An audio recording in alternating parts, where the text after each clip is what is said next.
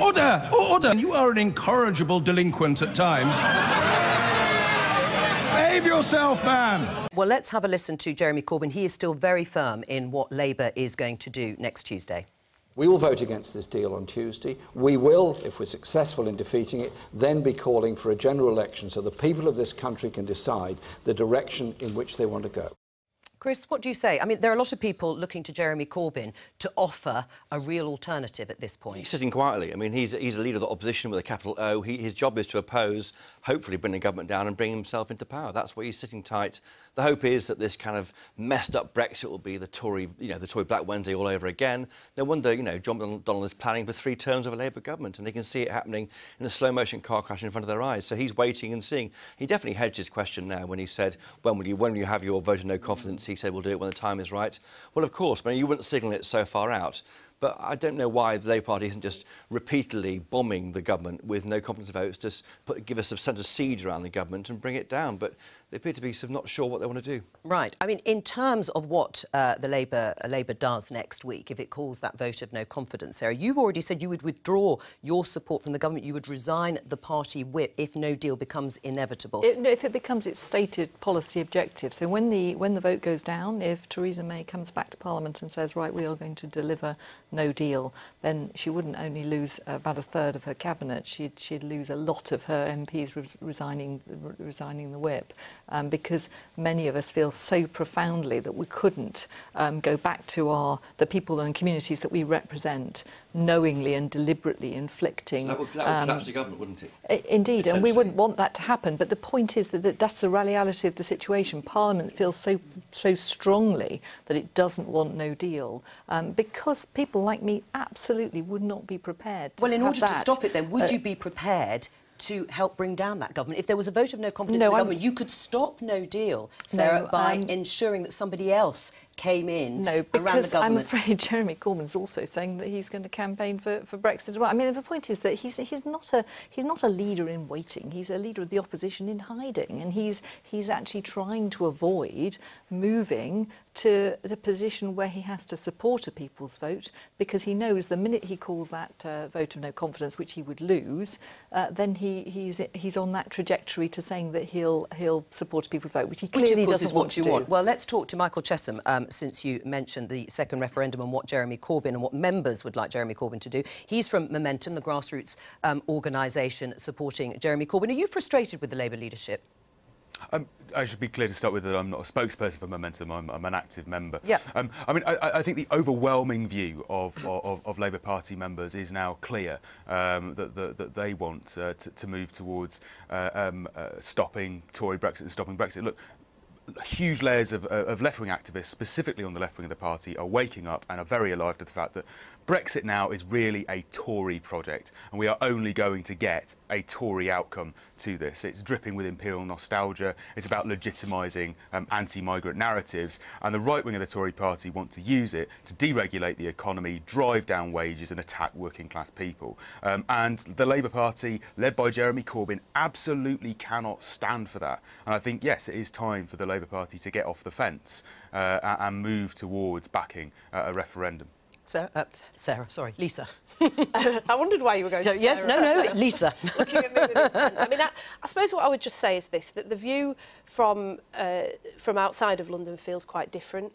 And actually, in my constituency party, there are very mixed views. I have members who voted Leave, I have members who voted Remain. I have lots of members who are very concerned about where this is going.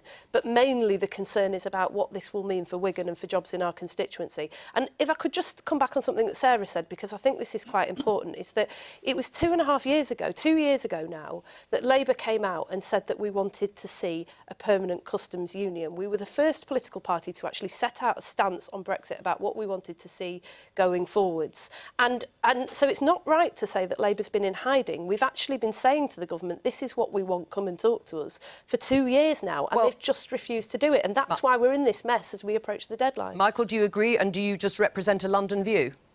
No, look, I mean, Labour voters all over the country oppose Brexit. Look, any voter that value delivering Brexit over having decent services, decent jobs, well-funded NHS, about over-nationalising the railways, has already voted Tory and will vote Tory again.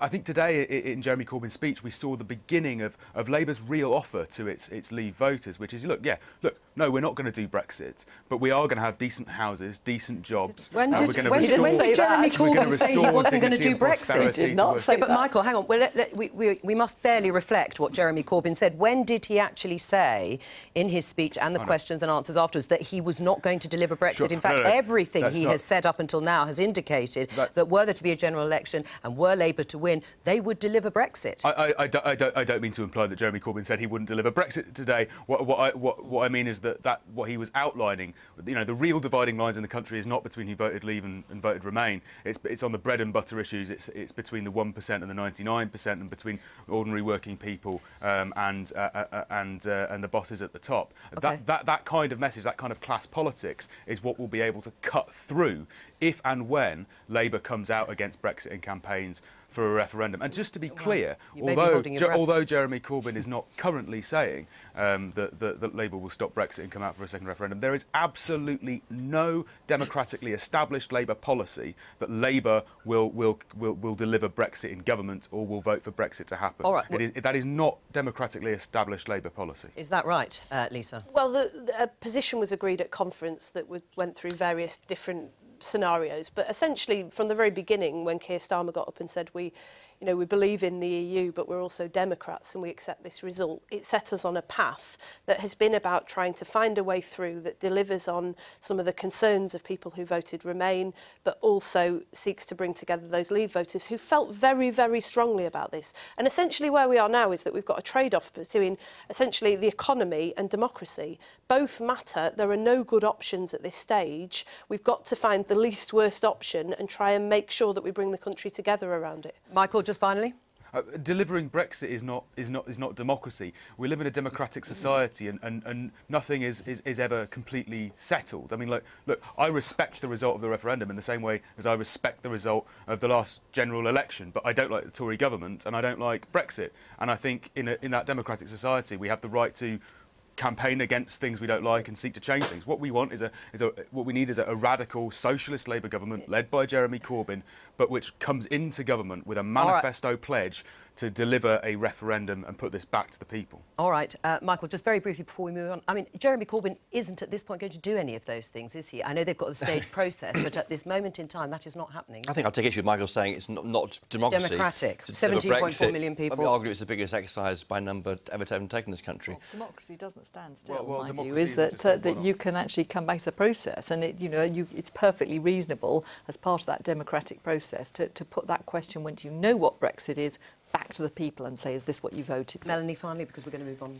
We know what Brexit should be, leaving the European Union to take back control of the country's government. That was what people voted for. There's no reason to ask them again the same question, except in order to hope that they will reverse their own decision. My view, and it's very anecdotal, is that people are so horrified by this obvious attempt by members of Parliament to go against the democratically expressed will of the people that even Remainers are saying, if I were asked, I would say, for goodness sake, just leave, because that's what the people voted for. All right, we're going to go to Solihull. Thank you very much, Michael, for joining us.